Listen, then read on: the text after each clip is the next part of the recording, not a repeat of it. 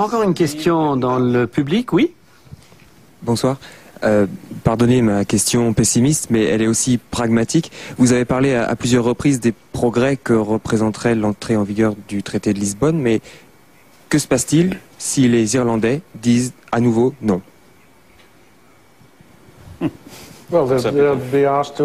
Eh bien, on leur reposera la question une troisième fois, jusqu'à ce qu'ils disent oui. Non, mais c'est ça le problème. Qu'est-ce que vous en pensez, Eva Joly?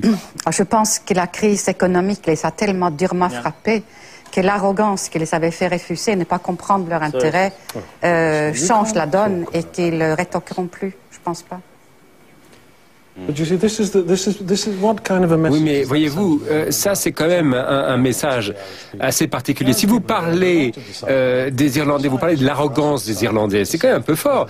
Les Irlandais, ils ont le droit de voter, on n'a pas à leur dire qu'ils sont arrogants ou pas, c'est leur choix quand même. Peut-être que c'est un mot de trop. Et alors il y a le problème, c'est plus profond que ça.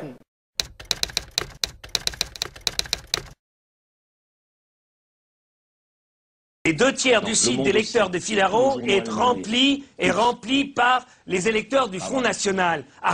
Tous les journaux européens, ils ont fait une trentaine de sondages de ce type. Dans tous les cas, le résultat est le même. C'est tous les journaux de droite. Dites-nous bien que vous, les élites européennes, êtes déconnectés de la base de votre population et que vous leur avez enlevé les instruments pour démocratiquement s'opposer à vous, alors qu'en Suisse, le peuple a encore ses instruments et je vous demande de respecter le peuple suisse. Monsieur Fraisinger, mais je respecte le peuple suisse. Je demande qu'il y ait un grand débat. Je demande qu'il y ait un grand débat et que le peuple suisse revote. Je crois que c'est toute la classe politique suisse qui s'est... Comment? Mais vous les faire revoter les gens? Ils ont pris une décision, il y a eu un débat. Et oui, parce que c'est votre système. Oui, vous faites revoter les Irlandais, vous faire voter tout ce qui vous plaît pas. Non, je crois qu'il faut... Mais enfin, c'est évident. Alors,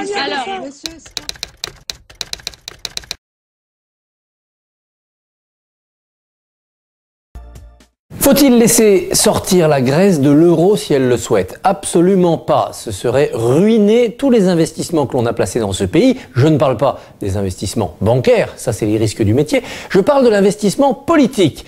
Les États de l'Union européenne ont accepté de faire entrer la Grèce dans l'euro pour des raisons politiques. C'est d'ailleurs pour ça que les comptes maquillés par les Grecs n'ont pas été dénoncés à l'époque. Il fallait la Grèce, berceau de la démocratie. Il fallait la Grèce, important pays du Sud. Il fallait la Grèce, pays voisin de la Turquie, dans l'eurozone, c'est-à-dire au cœur de la construction européenne. Il faut donc garder absolument la Grèce dans ce dispositif. De deux choses l'une, soit il y a un gouvernement clair et net qui sort des élections grecques le 17 juin, et avec ce gouvernement, le rapport de force reprendra, comme il dure déjà depuis l'époque Papandréou, soit il n'y a pas de gouvernement clair qui sort de ces élections, et à ce moment-là, il faudra penser une tutelle, une vraie tutelle des 16 autres de la zone euro sur le 17e, c'est-à-dire sur la Grèce. Et quand on dit les 16, on pense bien sûr les deux, la France et l'Allemagne. Nous devons tout, en termes démocratiques, à la Grèce antique. C'est le moment de rendre à la Grèce ce qu'elle nous a apporté, c'est-à-dire une gouvernance moderne. Il faudra que de l'extérieur, de Paris, de Berlin, viennent les instruments, viennent les hommes, viennent les méthodes pour remettre la Grèce dans le bon sens. Et oui, cela veut dire réinventer un État, réinventer une fiscalité, tordre le bras à ceux qui ne jouent pas le jeu, que ce soit l'Église, les armateurs ou les gros contribuables. Il faudra remettre les Grecs devant leurs défis, se réinventer un esprit national, sauver le pays, mais dans le cadre d'une nouvelle nation qui s'appellera la nation européenne. Oui, il serait formidable finalement qu'on inventât la nation européenne en commençant par la case grecque, celle par qui tout a débuté il y a maintenant de longs et longs millénaires.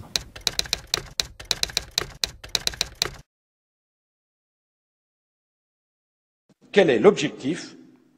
Ça va faire parler, mais l'objectif, c'est relever le défi du métissage. Défi du métissage que nous adresse le XXIe siècle. Ce n'est pas un choix, c'est une obligation, c'est un impératif. On ne peut pas faire autrement, au risque de nous trouver confrontés à des problèmes considérables. Nous devons changer, alors nous allons changer. On va changer partout en même temps, dans l'entreprise, dans les administrations, à l'éducation, dans les partis politiques. Et on va se mettre des obligations de résultat. Si ce volontarisme républicain ne fonctionnait pas, il faudra alors que la République passe à des méthodes plus contraignantes encore. Alors, mes chers amis d'Arabie Saoudite, il ne s'agit pas de chercher à imposer un modèle unique de civilisation. Ce serait répéter une fois de plus l'erreur tragique qui, dans le passé, a provoqué tant de malheurs. Ce serait nier les identités. Ce serait susciter non la paix et la fraternité, mais la violence. Car rien n'est plus dangereux qu'une identité blessée, qu'une identité humiliée. Une identité humiliée, c'est une identité radicalisée.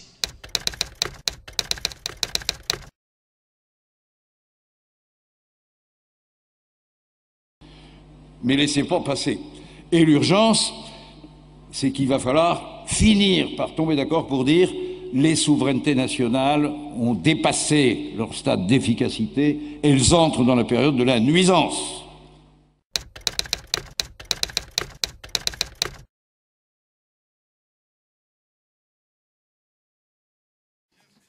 « 2009 is also the first year of global governance with the establishment of the G20 in the middle of the financial crisis.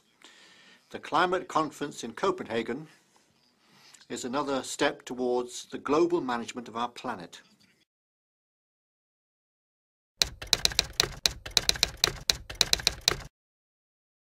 Référendum en janvier.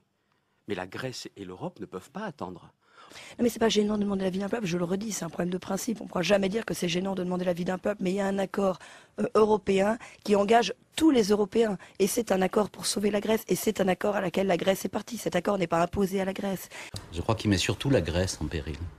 Et je crois que ce qui est le vrai danger aujourd'hui, c'est que cet accord ne soit pas accepté par le peuple grec, qu'on en déduise qu'il y a une faillite, et que de cette faillite de l'État grec aboutisse à ce que la Grèce décide.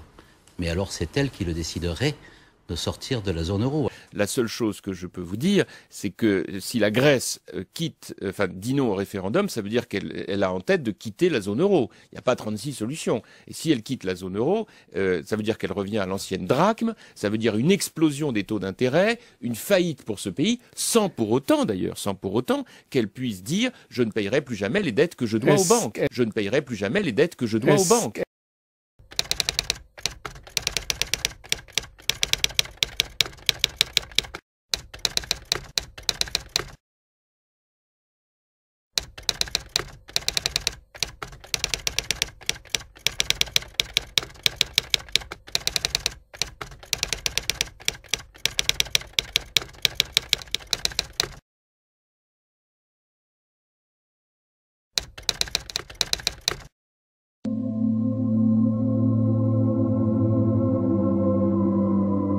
Now for the Freedom and Democracy Group, Nigel Farage. President, thank you. Since I was last here, I've suffered some small ups and some rather dramatic downs, perhaps rather like the euro. The difference, of course, is that I'm going to get better. And looking at the faces in this Parliament today and hearing the tone of voice, I suspect that the euro's problems now may well be terminal.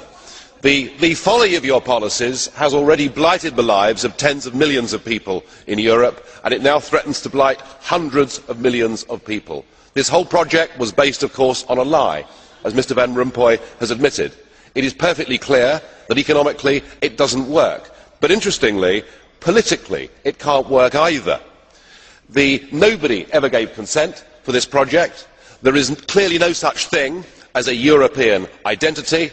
And why should the Germans work hard to pay for the Greeks? It simply isn't going to work. Mr Barroso, the whole thing is headed in the wrong direction. Greece, Spain, Portugal, they don't fit inside this economic and monetary union. And what they actually need is help. Help to break free from this economic prison of nations before we create something truly catastrophic. And yet what's on the table tomorrow is the proposal for yet more centralised power.